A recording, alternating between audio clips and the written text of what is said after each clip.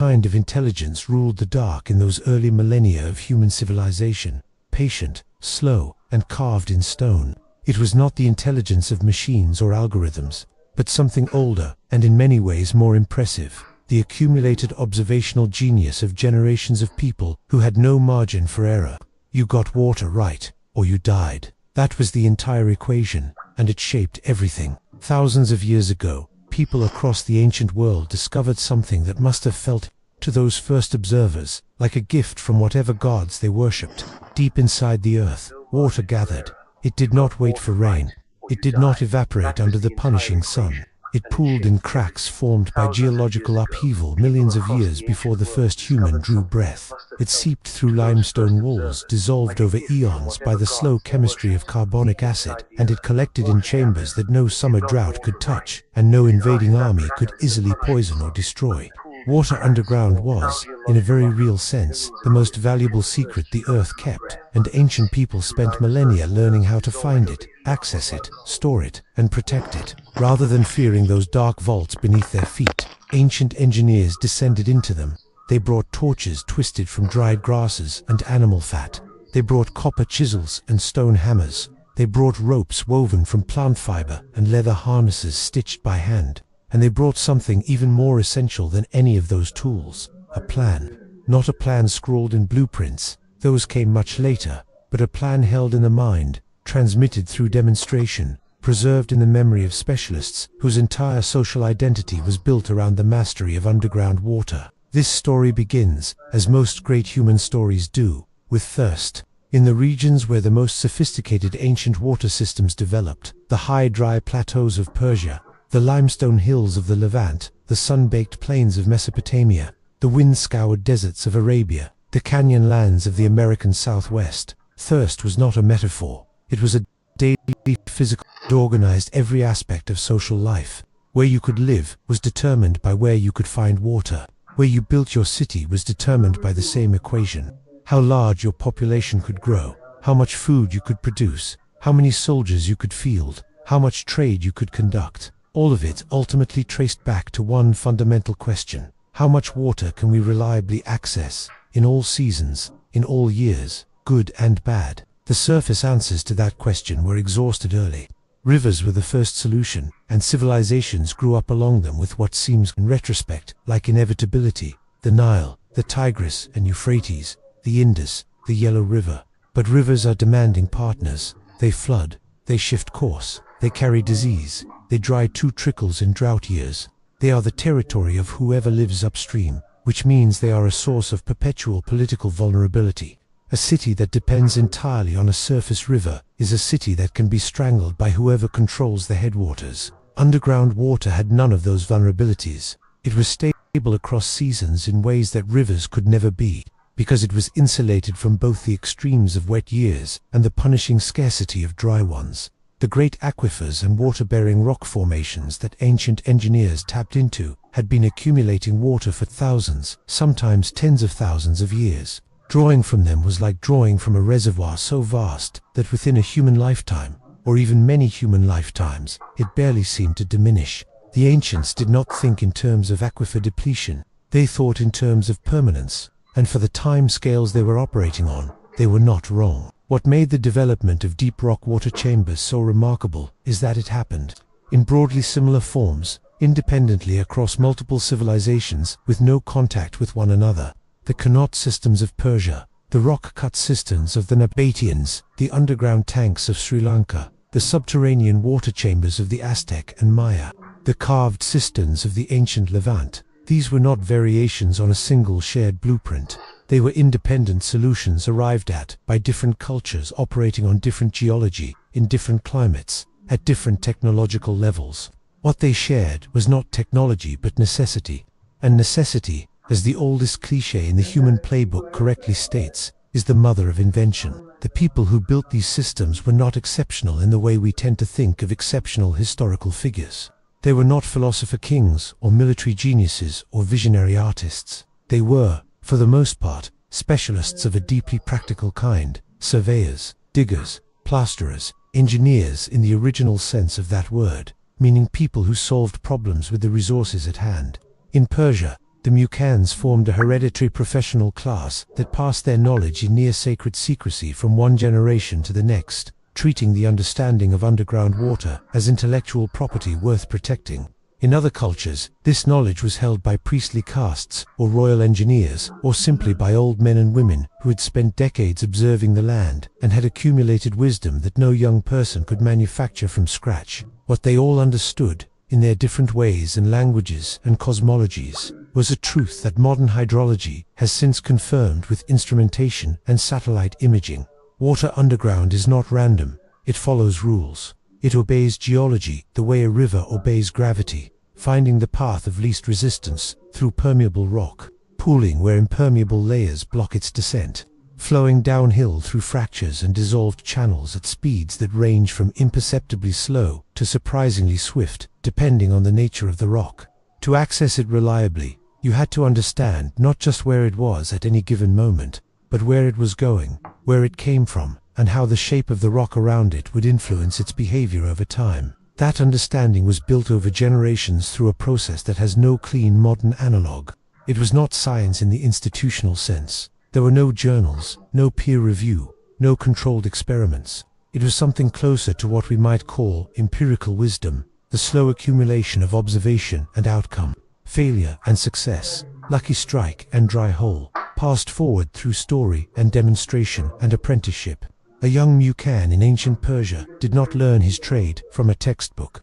He learned it by descending into shafts with his father or his master, watching how the old man read the rock, listening to explanations offered in the lamplight 100 feet underground, and slowly, over years, developing the eye, the capacity to look at a cliff face or a dry riverbed and see, through the surface, what lay beneath. There is something profound about that kind of knowledge. It has a texture and a density that purely theoretical understanding lacks.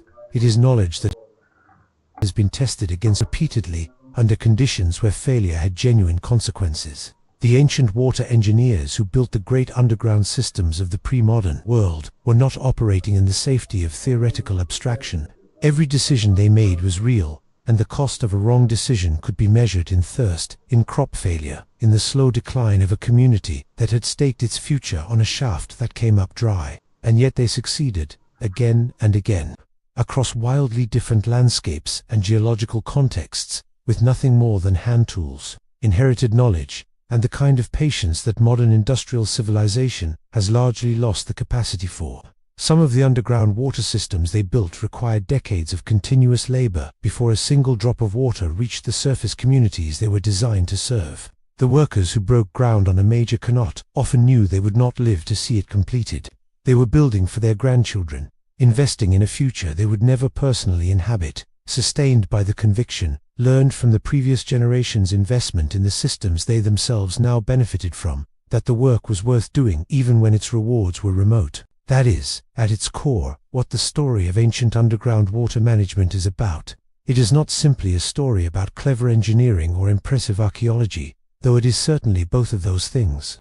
It is a story about what human communities are capable of when they take a long view, when they organize their collective intelligence and labor around a problem that matters, when they treat the hard work of ensuring survival not as a burden to be minimized but as the central project of civilized life. The deep rock chambers they carved are monuments to that capacity, more honest and in some ways more impressive than the temples and palaces that tend to dominate our image of the ancient world, because they were built not to celebrate power but to sustain life. The silence down in those chambers, in the spaces where ancient workers spent years of their lives cutting stone and shaping channels and smoothing walls, that silence holds something worth recovering. It holds the echo of a civilizational intelligence that understood, in a way that our own noisy, burning, extraction-oriented world is still struggling to grasp, that the relationship between human communities and the water systems that sustain them is not a relationship of domination but of careful, patient, multi-generational cooperation.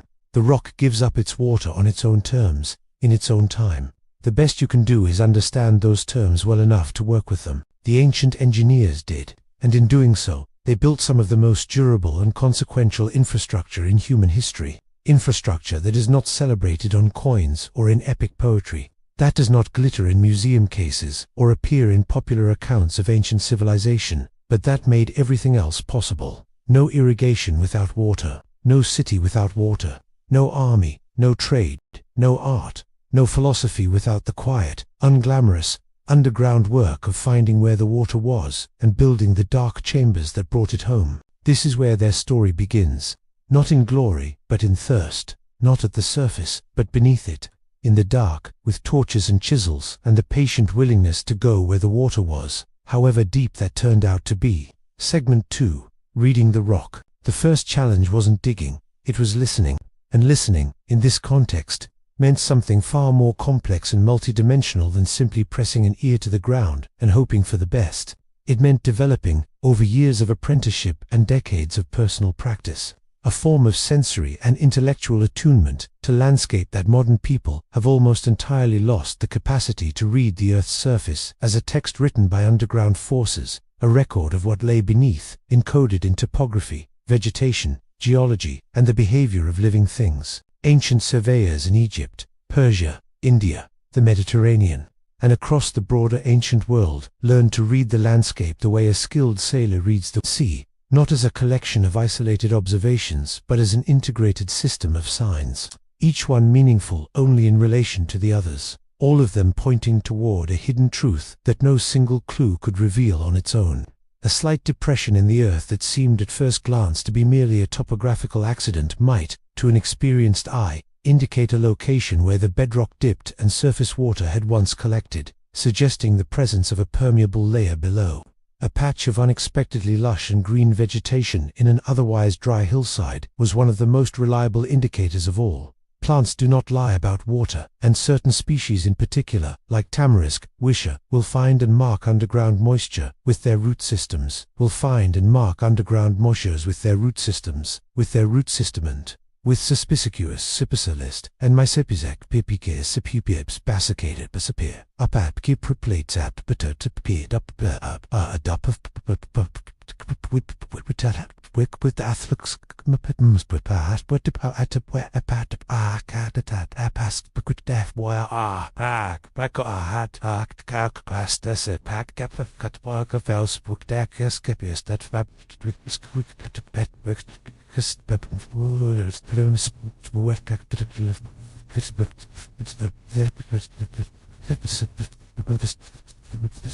The behavior of animals was another layer of the text. Particularly mosquitoes and gnats in arid regions tend to cluster near locations where subsurface moisture comes close enough to the surface to create microhabitats of slightly higher humidity. Bees, which need water to regulate hive temperature and to produce honey, tend to establish their colonies within practical distance of reliable water sources, which in dry landscapes often means underground sources that manifest as seeps or springs. Ancient surveyors learned to watch the flight paths of bees toward evening, when the insects were returning from foraging, and to follow those paths back toward their origin. In some traditions, this practice was so established that specialized bee watchers were employed specifically to track the insects' movements and report back to the engineering teams responsible for locating new water sources. The morning behavior of the land itself was a further source of information. In regions where the diurnal temperature swing is large, as it is in most desert and semi-arid environments, ground that is warmer than the surrounding surface in the morning hours, when the sun has not yet had time to heat everything uniformly, may indicate a location where geothermal energy, or the insulating effect of moisture, is preventing the overnight cooling that affects the surrounding rock and soil. Ancient surveyors who spent years working the same landscapes developed an almost tactile sensitivity to these temperature variations, running their hands along rock faces in the early morning hours and noting the places where the stone retained an unexpected warmth. These locations were marked and returned to, cross-referenced with other observations, and gradually built into a picture of what the geology below might look like. In Persia, the specialists who performed this work, the Mukans, developed their capacity for landscape reading over generations, and the knowledge they accumulated was treated as a form of intellectual capital worthy of protection. Master Mukans were among the most highly respected and compensated specialists in ancient Persian society, sought after by kings and local governors alike, and their methods were closely guarded. Apprentice Mukans typically spent many years in observation and assistance before being trusted with independent survey work, and the transmission of knowledge from master to apprentice was as much about developing the right habits of perception as it was about conveying specific technical information. You could tell a young surveyor what to look for, but you could not simply tell them how to see it. That required time in the field, in all seasons, under all conditions, until the landscape began to speak to them the way it spoke to their teachers. The geological understanding that underlay all of this observation was sophisticated, even if it was expressed in terms that bore no resemblance to modern scientific vocabulary. Ancient surveyors across multiple cultures understood, in operational, if not theoretical terms, the basic principles of what we now call hydrogeology, the study of water in rock and soil. They understood that water moves underground from high elevations to low ones, following the path of least resistance through permeable layers of rock and soil while being blocked by impermeable ones. They understood that certain rock types, limestone, sandstone, certain volcanic formations, tend to hold and transmit water, while others, granite, shale, dense clay, tend to block it. They understood that the boundaries between these different rock types were often where the most accessible water could be found, because water accumulating in a permeable layer above an impermeable one would tend to pool at that boundary and flow laterally along it, sometimes emerging as a spring at the surface where the impermeable layer intersected the hillside. This understanding was developed not through formal geological study, but through the accumulation of direct experience, the correlation, over many generations, between specific surface features and what was found when shafts were sunk into the earth below them. A Mucan master in 500 BCE could not have explained the concept of an aquifer in modern scientific terms, but he could look at a mountain valley and tell you with reasonable confidence where the permeable gravel beds that carried water down from the snowfields above were likely to be accessible, where the impermeable clay layers would trap that water and allow a productive well to be sunk, and how deep you would need to go before you struck reliable moisture rather than the dry capillary zone above the true water table. That knowledge was as sophisticated, in practical terms, as anything in a modern hydrology textbook. It was just organized differently, encoded in experience rather than theory, transmitted through relationship rather than institution. The reading of rock also extended to the rock itself once workers were underground. The color of stone told experienced miners and shaft sinkers a great deal about its moisture content and its proximity to underground water. Dark staining on rock faces, particularly the blackish or greenish discoloration caused by the growth of moisture-dependent algae and bacteria, was one of the most reliable indicators that water was nearby. The smell of the air in a shaft changed as it approached the water table, a shift from the dry, dusty smell of arid rock to something cooler and more organic, a faint biological richness that experienced workers learned to detect and interpret. The behavior of the tools changed too. Rock near water tends to be slightly softer and more friable than the same rock type in dry conditions, because the chemical processes that water enables, the slow dissolution of minerals, the penetration of carbonic acid, weaken the crystal structure of the stone over geological time. Skilled shaft sinkers could feel this change in the resistance of the rock to their chisels and hammers, and it told them something about how close they were to what they were looking for. Temperature was another underground guide. The deeper you go into the earth, the more stable the temperature becomes, converging toward the mean annual surface temperature of the region. But in locations where underground water flow is active, where water is moving, through rock fractures or permeable layers, the temperature of the rock and air around that water is influenced by the temperature of the water itself, which in turn reflects where it came from. Water flowing down from mountain snowfields tends to be cold, and the rock around active underground channels carrying such water will be measurably cooler than surrounding rock of the same type. Ancient shaft workers learned to notice these temperature gradients and to follow them, moving toward cooler areas of the rock face in the expectation that they indicated the proximity of flowing water. All of this, the surface survey, the observation of plants and animals and geology, the underground reading of color and smell and temperature and texture, came together in the mind of an experienced ancient water surveyor to form something that was, in functional terms, a mental model of the subsurface hydrology of a given landscape. It was not expressed in equations or diagrams. It was expressed as knowledge embodied, intuitive, holistic knowledge of the kind that modern cognitive scientists increasingly recognize as a distinct and sophisticated form of expertise, one that is in many ways more powerful than purely analytical knowledge because it integrates far more variables simultaneously than conscious analytical thought can manage. The ancient surveyors who possessed this knowledge were, in the truest sense, reading the rock, and what they read in it was the possibility of life, the hidden water that could sustain communities and landscapes that would otherwise be uninhabitable, the underground rivers and pooled reserves that a patient and skilled intelligence could access and bring to the surface. The reading came first, before any tool was lifted or any shaft was begun. It was the foundational act, the one on which everything else depended. And it was, in its own way, as impressive as anything that came after. Segment 3. Cutting the first shaft. Once a water source had been identified through the patient process of surface survey and geological reading, the real work began. And real work, in the context of ancient underground water extraction, meant something that the modern world, with its pneumatic drills, its powered ventilation systems, its laser-guided boring machines, and GPS-enabled survey instruments, can barely begin to appreciate. It meant descending into the earth with hand tools, by torchlight, in heat and dust and oxygen-thin air, cutting through some of the hardest materials on the planet, one hammer blow at a time, guided by nothing more than skill, experience, and the accumulated wisdom of generations. The first vertical shaft sunk at a new site was the most consequential act in the entire process. It was the commitment, the decision to invest weeks, months, or years of intensive labor in a location based on the surveyor's reading of the surface evidence. If the reading was right, the shaft would eventually reach water and become the starting point for a productive underground water system. If the reading was wrong, all that labor was wasted, and the team would have to begin again somewhere else, hopefully wiser for the failure, but certainly poorer in time and resources.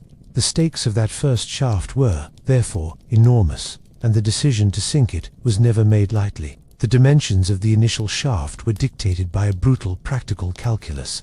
It needed to be wide enough for a worker to descend, to swing tools, to fill a bucket, and to be pulled back out. But every additional inch of width meant additional cubic feet of rock to be removed, additional time and labor, additional cost. In most ancient traditions of shaft sinking across the Middle East, Central Asia, and the Mediterranean world, the standard working shaft was approximately the width of a man's shoulders, somewhere between 2 and 3 feet. In the typical case, though shafts intended as permanent access points were sometimes considerably wider.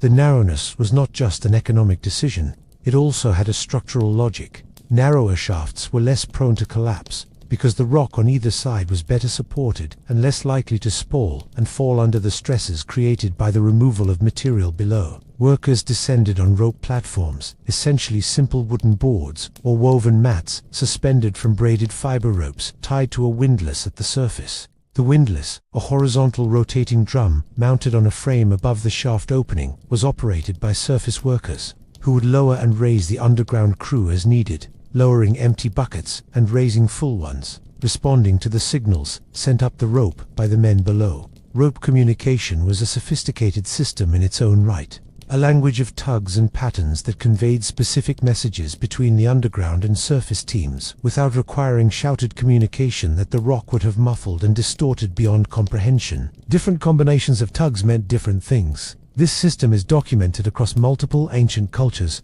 from Persia to Egypt to pre-Columbian Mesoamerica, suggesting that it was arrived at independently as the practical solution to a universal problem. The tools that ancient shaft sinkers used evolved over the millennia in ways that track the broader history of materials technology.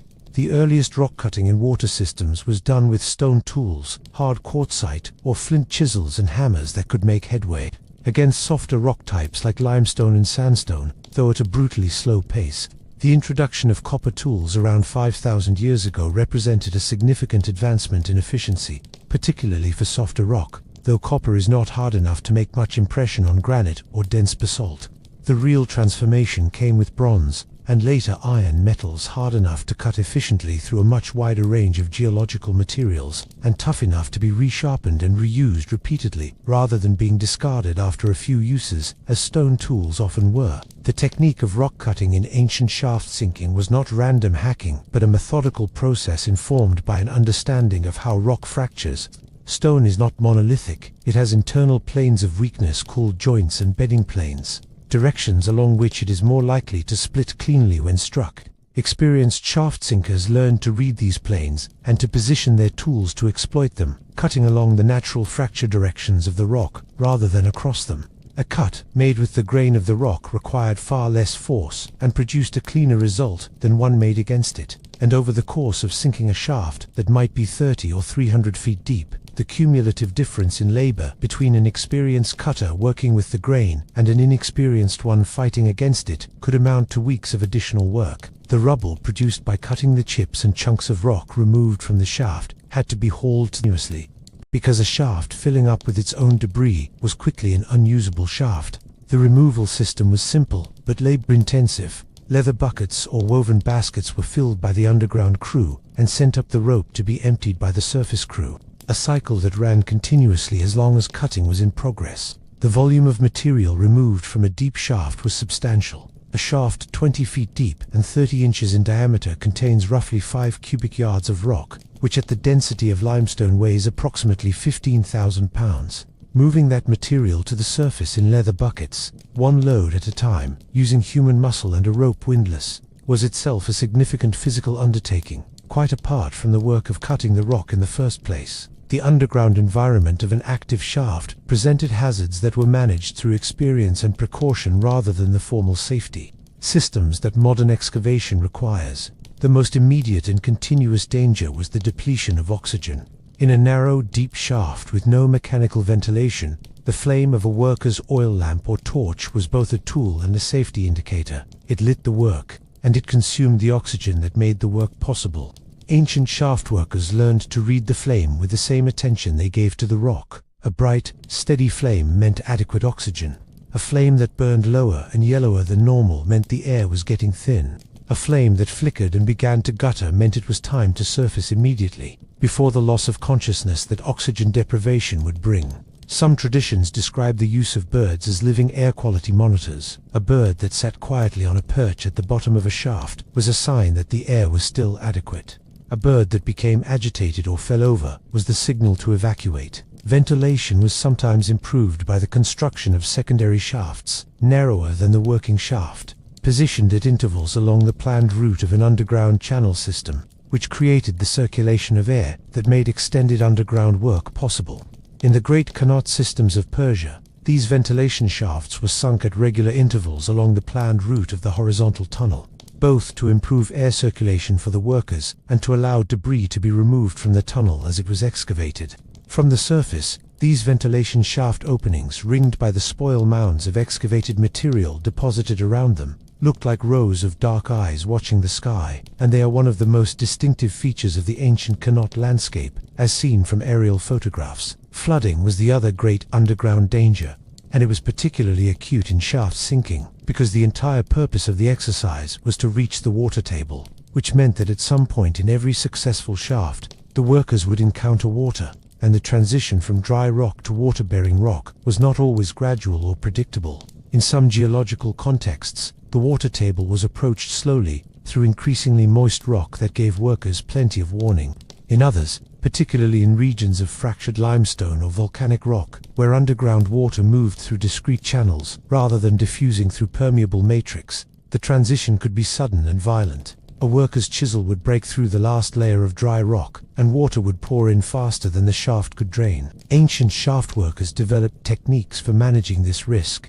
One common approach was to slow the pace of work as moisture indicators increased, maintaining a careful watch on the rate of water ingress and being prepared to retreat quickly if the inflow exceeded the capacity of the bailing system to keep up. Another was to approach the water table at an angle, sinking the shaft to a point just above the expected water level and then driving a diagonal or horizontal gallery toward the water-bearing zone rather than cutting directly through it from above, which gave workers more control over the rate of water entry and more options for retreat if the inflow became unmanageable. The moment when a shaft-sinking crew first encountered the water they had been seeking was, by all accounts in ancient texts and oral traditions, an experience charged with extraordinary emotional and sometimes spiritual significance. In Persian Qanat tradition, striking water in a newly sunk shaft was celebrated with prayers and offerings, with the recognition that months or years of dangerous, exhausting labor had been justified by the earth's confirmation that the survey had been correct. In some traditions, the first water drawn from a new shaft was treated as ritually significant, used in ceremonies or offered to deities before any ordinary domestic use was made of it. This was not mere superstition.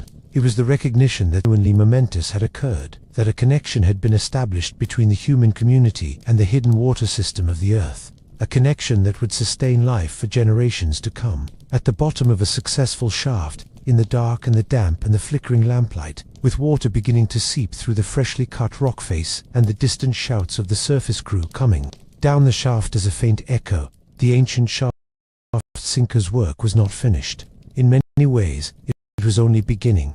The vertical entry point, the proof of concept. Now the real engineering would start, cutting horizontally into the water-bearing rock, shaping channels and chambers that could collect, store, and transport the water that the survey had promised and the shaft had confirmed. The deep rock chambers were about to become a reality, but first had to come the reading, and the cutting, and the long, dark, patient descent into the earth. That came first. Everything came from that. Segment 4, a river underground. Of all the solutions that ancient people devised for accessing and managing water in deep rock environments, none was more elegant, more durable, or more consequential than the Qanat. To call it merely a water management system is to undersell it, the way you might undersell a cathedral by calling it a large room. The Qanat is a work of applied genius that represents one of the highest expressioneering intelligence, a solution to a complex hydrological problem that is, in its fundamental design, so well conceived that it requires no power source, produces no waste, and needs only periodic maintenance to function indefinitely. Some Qanats built 3,000 years ago are still flowing to likely still if the people who live above them continue to maintain them.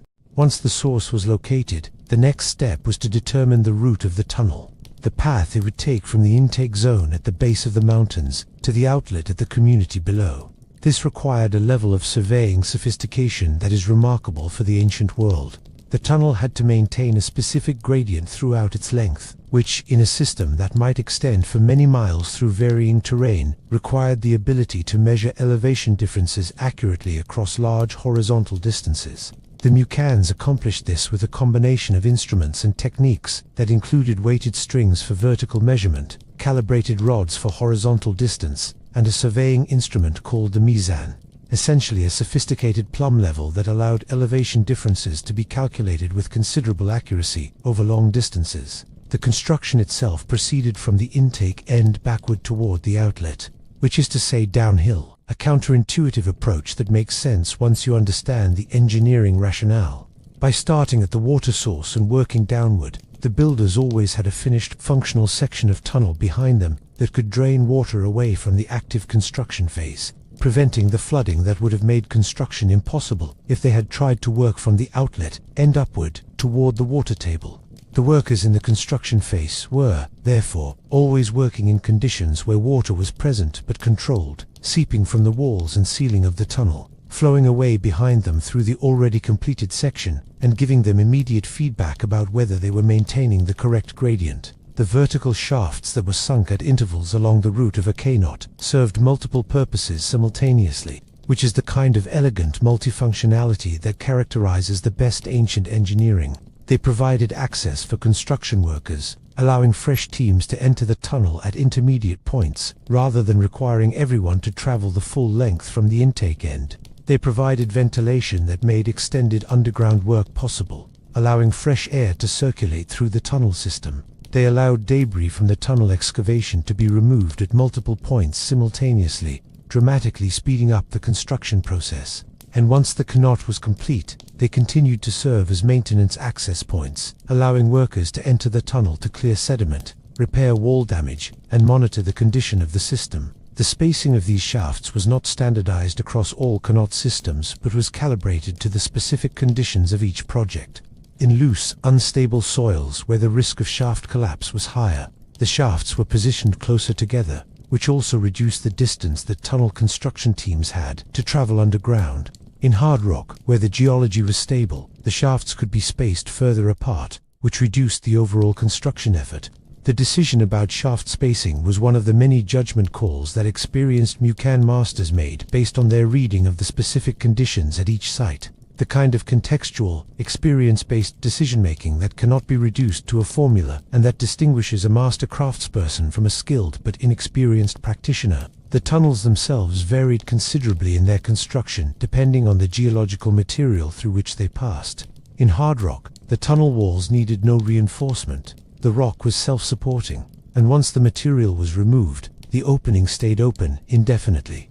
In softer materials like alluvial gravel, clay, and loose soil, the tunnel walls had to be reinforced, most commonly with rings of fired clay ceramic that fit together to line the interior of the tunnel, preventing collapse while allowing water to seep in through their joints from the surrounding saturated material. These ceramic rings were manufactured specifically for qanat construction and have been found at archaeological sites across the ancient Persian world in enormous quantities, a testament to the industrial scale of qanat building activity during the peak periods of Persian imperial expansion. The gradient of the tunnel floor was perhaps the most critical and technically demanding element of the entire system. Too shallow, and the water would not move fast enough. Sediment would accumulate, and the tunnel would gradually fill up and lose capacity.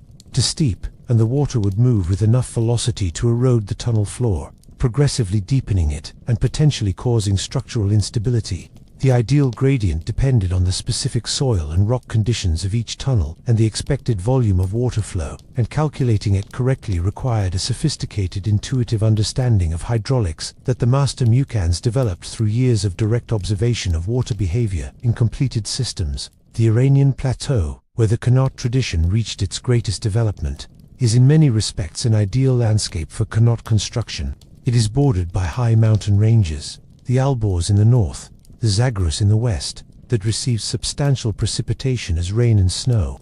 This water percolates into the alluvial fans at the base of the mountains and accumulates there in vast underground reserves.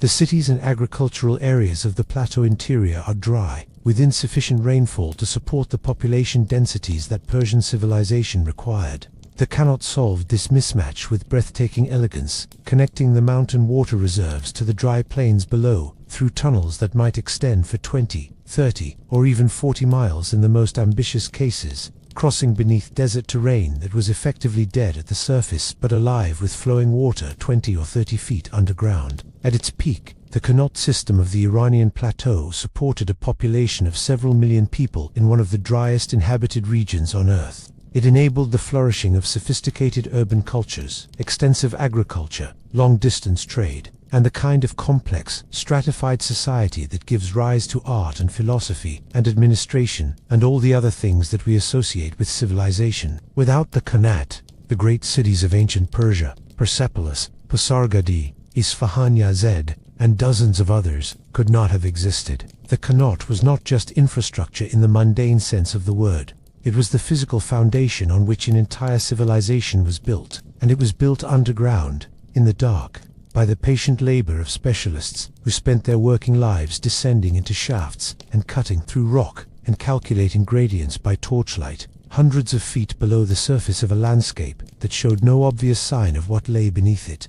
The qanat is the great hidden achievement of ancient Persian civilization, less famous than the palaces and relief sculptures of Persepolis, less visible than the great roads of the empire, but more fundamental to the actual survival and prosperity of the people who built those visible monuments.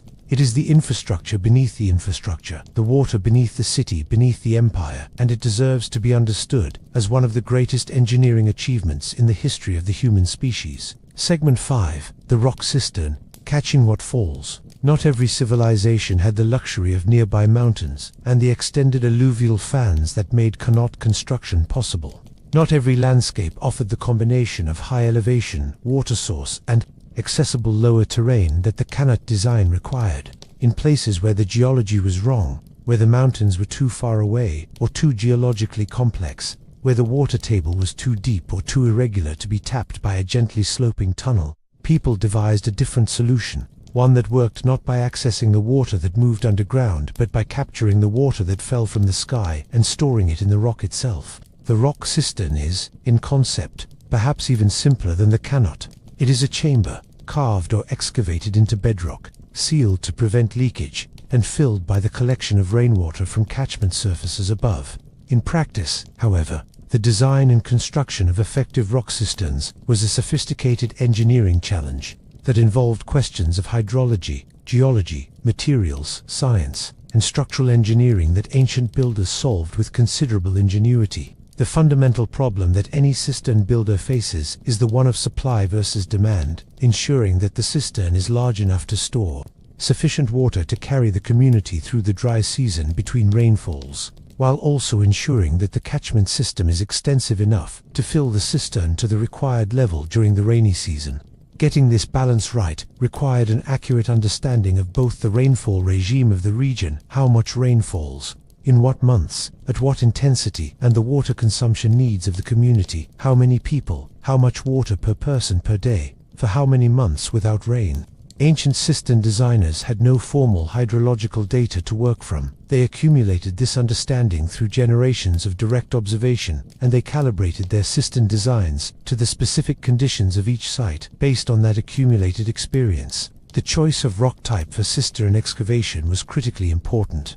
Ideal cistern rock was hard enough to be self-supporting, to hold its shape without requiring internal structural reinforcement, but not so hard that cutting it was prohibitively labor-intensive. Limestone was the preferred material across most of the Mediterranean world, the Levant, and North Africa, for several reasons. It is widely distributed in precisely the regions where cisterns were most needed. It is hard enough to form stable vaults and walls, and it has a natural chemistry that, under the right conditions, can partially self-seal as dissolved calcium carbonate precipitates onto interior surfaces. The ancient Nabateans, who were among the greatest cistern builders in history, worked primarily in the sandstone of the Petra region and the limestone of the Negev desert highlands, materials that gave their engineers excellent structural properties combined with kaolins, catchals, bakirials, but kirijal, ganjut spout, bow with Benjik school, it's Pornik, Sans, Kawik, Wixukwil, and a quick with Bill and Sad, and with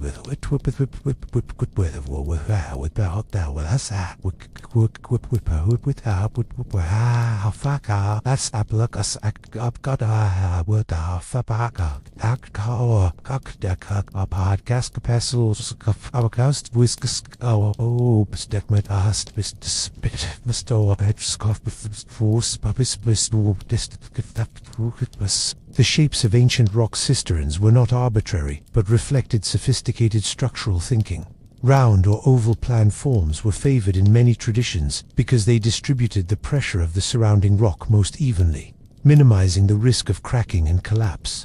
Bell shapes wider at the bottom than at the top were common in the Levant and had the additional advantage of making it difficult for animals or people to accidentally fall in, since the narrow neck at the top required deliberate effort to enter. Barrel-vaulted rectangular cisterns were preferred in Roman traditions, where the geometry of supporting columns and arches made rectangular spaces more architecturally efficient.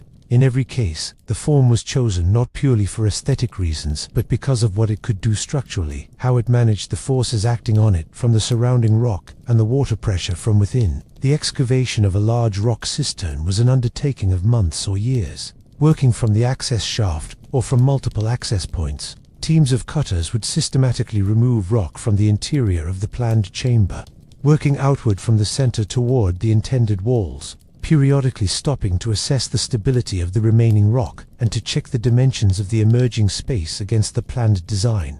The rock removed from a cistern, unlike the spoil from a canot shaft, which had to be hauled up a narrow vertical shaft, could often be removed through the same horizontal access point that workers used to enter the chamber, which made the logistics of debris removal somewhat less challenging, though still substantial. A cistern intended to hold 100,000 gallons of water would require the removal of something in the range of 800 to 1,000 cubic yards of rock, depending on the geometry, which at the density of limestone of 1.5 million pounds of material to be something in the neighborhood of million, within 1.5 million pound an accent of million and a pound, pound out. Clockle brew, pool pound, how who walkle how, or walk apple corn, or pour out, how kissable, how we fix with us, we put a quiver, miss with a who tap, soft, hard to us, would pack, have cockles, the scalp, gav up, who gas go, got its cask,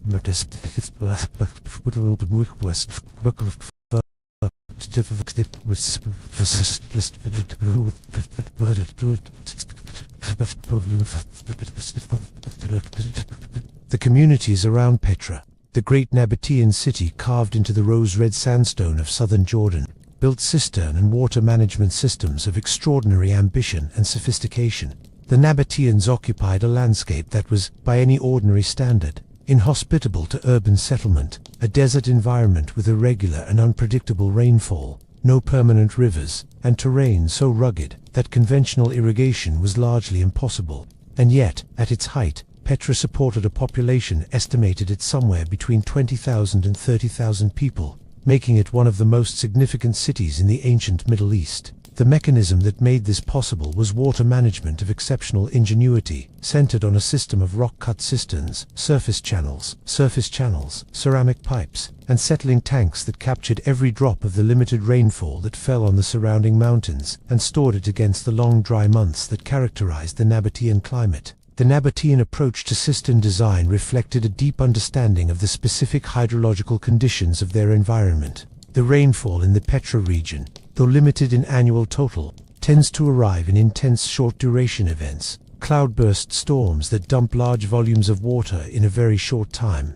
This is the worst possible form of rainfall for surface collection, because it produces flash floods, rather than the gentle sustained runoff that is easiest to direct into storage systems.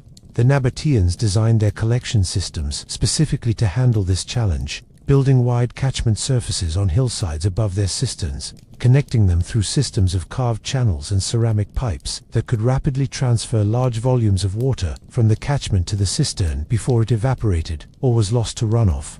The speed and efficiency of this transfer system was essential in a desert environment. The window between the moment rain fell and the moment it was either stored or lost could be measured in minutes. The cisterns themselves were typically positioned at low points in the terrain, where gravity would bring water to them naturally, or at the ends of carefully designed channel systems that collected water from areas of higher elevation.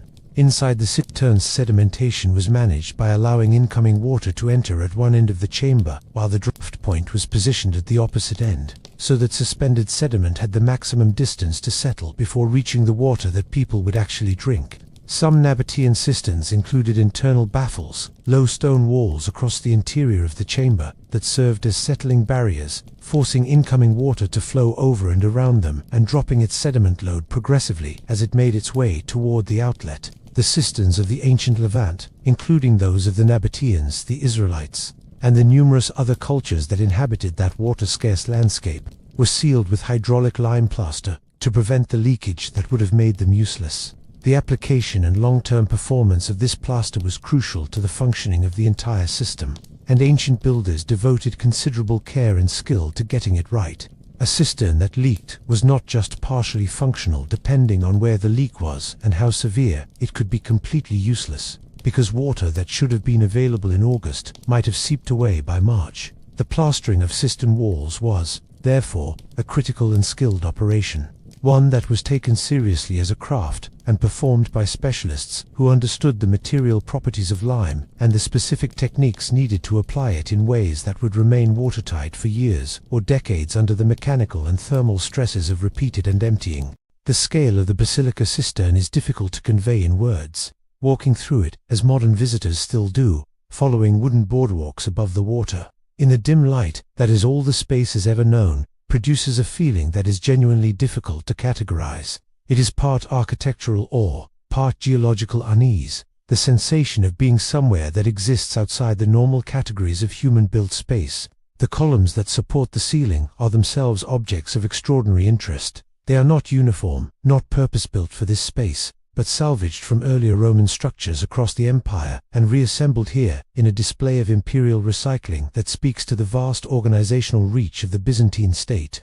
Some are Corinthian, some Doric, some plain, a heterogeneous collection of architectural fragments repurposed in service of the water supply of Constantinople, the greatest city in the medieval world. At the far end of the cistern, beneath two of the columns, rest the stone heads of Medusa, enormous carved faces, one positioned sideways and one upside down. Their origins and their placement here, a matter of ongoing scholarly debate, whether they were placed sideways and upside down to neutralize the mythological danger of Medusa's petrifying gaze, or simply because blocks of the right size for column bases, is a question that the ancient workers who placed them there did not leave us an answer to.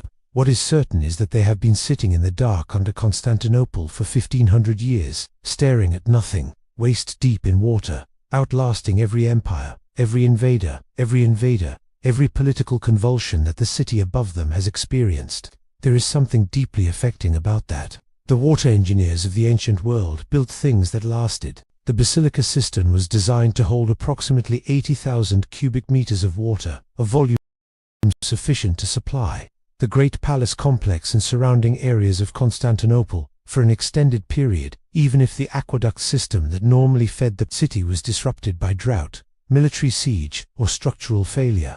This logic of redundancy, of building underground storage as insurance against the failure of surface systems, was a consistent theme in Byzantine water management, and it reflected a hard-won understanding that no single water supply infrastructure was reliable in all circumstances. An underground cistern, sealed and protected, could maintain its water supply through conditions that would render surface channels and aqueducts useless.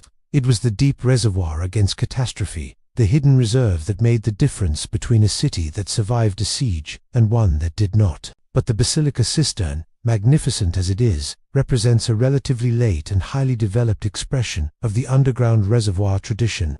The roots of that tradition are far older and geographically far more diverse. In Sri Lanka, the ancient Sinhalese civilization that flourished in the dry zone of the island, beginning more than 2,000 years ago, developed a system of underground and semi-underground water storage chambers, known collectively as weir, when referring to the larger tank systems that represented one of the most comprehensive and sophisticated hydraulic engineering achievements of the ancient world.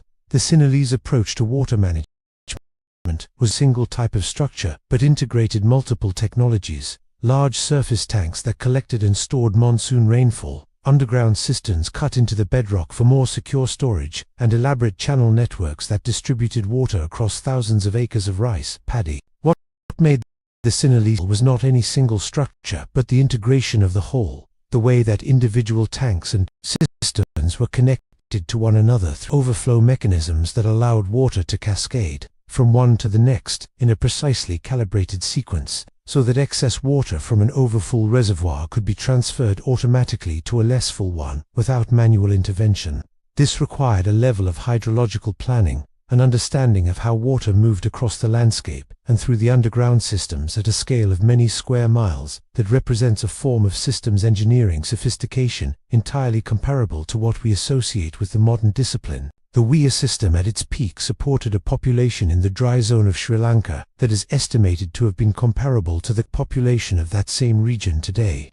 Despite the intervening centuries of political disruption, foreign invasion, and colonial neglect that caused many of the ancient hydraulic systems to fall into disrepair, the city of Anuradhapura, the ancient capital that stood at the center of this hydraulic civilization, was by the standards of the ancient world enormous. A city of hundreds of thousands of people, sustained entirely by engineered water infrastructure, in a landscape that receives less than 60 inches of rainfall annually, most of it concentrated in a monsoon season of just a few months. The underground cisterns that supplemented the great surface tanks were a critical component of this system, providing the stable weather-independent storage that made the dry season bridge possible. Across the Indian subcontinent, the tradition of underground water chambers took a distinctive architectural form in the construction of stepwells, known in different regional languages as Vov, Boli, or Kundi, that combined the practical function of water access with architectural achievement of the highest order.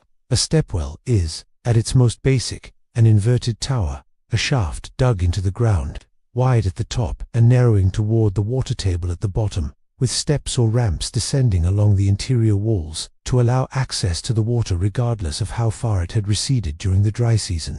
In their simplest forms, stepwells were purely utilitarian structures, functional and relatively unadorned. But in their most developed forms, particularly in the state of Gujarat in western India, they became among the most architecturally astonishing structures produced by any ancient culture. The Rani Ki Vav at Potton, built in the 11th century, is perhaps the most celebrated example, a stepwell nearly 70 meters long and more than 20 meters deep, its descending walls covered with thousands of intricately carved sculptural panels depicting gods, celestial beings, and scenes from Hindu mythology.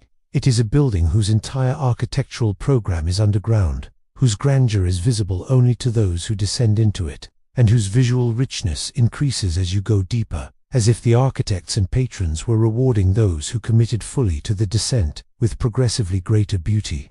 The UNESCO World Heritage inscription describes it as one of the finest examples of subterranean construction in the world, and this assessment does not seem hyperbolic to anyone who has stood at the bottom of it, surrounded by carved stone on all sides, with the sky a bright rectangle far above and the water of the underlying aquifer accessible a few steps further down. In Cappadocia, in the volcanic tufa landscape of central Anatolia, now central Turkey, ancient engineers carved something even more extreme than a simple underground reservoir, entire underground cities, of which Derinkuyu is the most studied and most accessible to modern visitors. The volcanic tufa of Cappadocia is one of the most workable stone materials on Earth, a compressed volcanic ash that is soft enough to be cut with iron tools, yet stable enough to hold its shape once cut, and so well insulated that underground spaces carved in it maintain remarkably stable temperatures year-round. Ancient inhabitants of the region, beginning in prehistoric times and continuing through the Byzantine period, exploited these properties to create underground habitations that at their largest extended to depths of 60 meters below the surface and could shelter tens of thousands of people.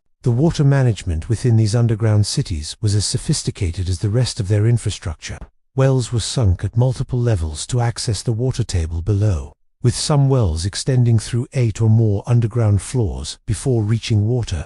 The wells were designed so that they could be sealed from above in times of military threat, blocking both enemy access and any possibility of the enemy poisoning the water supply, while remaining accessible from within the underground city through disguised openings. Water storage chambers at multiple levels held reserves that could sustain the population for extended periods without the need for any contact with the surface, which was precisely the point of the entire underground city concept, to create a refuge that was completely self-sufficient, including for water, against the threat of surface attack. In the ancient Americas, underground water chambers developed independently in multiple cultural contexts. The ancient Maya, as noted in the previous segment, carved cholchins into the limestone bedrock of the Yucatan, and these bottle-shaped cisterns were distributed across both urban and agricultural landscapes in densities that reflect a systematic approach to water security at the community level. But beyond the cholchin tradition, some Maya cities developed more ambitious underground water storage systems, particularly in the lowland regions, where the water table was too deep to be accessed by ordinary wells and surface water sources were absent or seasonal. At the site of Uzmale in the Yucatan, the ancient city's water supply depended almost entirely on a system of underground cisterns cut into the limestone bedrock, supplemented by carefully shaped surface plazas that were designed to function as catchment surfaces, channeling rainwater into cistern intakes through drains concealed in the catchment. Takes through drains concealed through drains canst. Cans quarrinkens depends incipens consixinginit, but couden in, gins with consixinit at with foith canit cup with kinip with proper with ha, mit with it, with word the third way scout kmex, and who plek at would pap would pap at worth, would more at more spawa, or power to watka, or sakat glow work, where they've got with act the guard that asks what words that this power, which the spurs,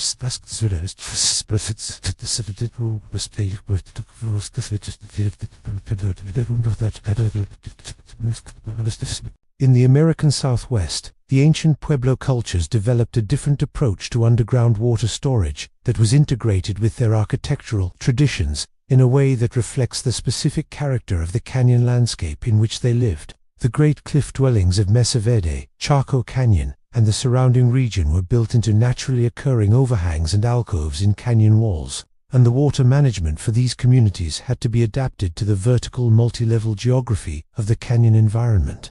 Cisterns were carved into the bedrock of alcove floors, positioned to collect water dripping from the sandstone above, and connected through channels to supplementary storage within the dwelling structures themselves. The efficiency of these systems, their capacity to collect and store the maximum possible fraction of the limited precipitation that fell on the canyon landscape, reflects the same imperative that drove water engineering across the ancient world. In an environment where water was scarce, every drop had to be caught, stored, and used. What unites all of these underground reservoir traditions across their enormous geographical and cultural diversity is the combination of practical necessity and genuine grandeur. The people who built these structures were solving a survival problem, yes, But in solving it, they created spaces that transcended the purely functional and entered a register of human achievement that we should recognize as profound. An underground cistern that holds 80,000 cubic meters of water and is supported by 336 marble columns is not merely an engineering solution. It is a statement about what a civilization values, about the seriousness with which it takes the problem of survival, about the willingness of its rulers and its people to invest in permanence rather than immediacy. That statement, made in stone and water in the dark beneath Istanbul, or in the stepwells of Gujarat, or in the underground cities of Cappadocia, speaks across the centuries with a clarity that more celebrated monuments sometimes lack. This is what we built to live. This is how serious we were about living. Segment 8. Filtration. Before filtration was a word, ancient people could not test their water. They had no microscopes to see the microorganisms that swam invisibly in contaminated sources. No germ theory to explain why some water made people sick and other water did not. No chemical tests to detect the dissolved minerals and organic compounds that distinguished safe water from dangerous. No instruments of any kind beyond their own senses and the empirical evidence of health outcomes in the communities that drank from different sources. And yet, many ancient water systems show a degree of sophistication in water treatment and purification in what we would now call filtration, sedimentation, and biological deactivation that is not the product of accident or superstition, but of careful, multi-generational observation and the gradual, systematic application of what that observation revealed. The realization that water quality varied, that some sources were safer than others, that some treatments improved water that would otherwise make people sick, was one of the most consequential empirical discoveries in human history. It preceded the understanding of why water quality varied by thousands of years, which tells us something important about the relationship between practical knowledge and theoretical understanding. You do not need to understand the mechanism to act effectively on the outcome. If every time you draw water from source A, people get sick, and every time you draw water from source B, they do not, you have all the information you need to make the right choice, even if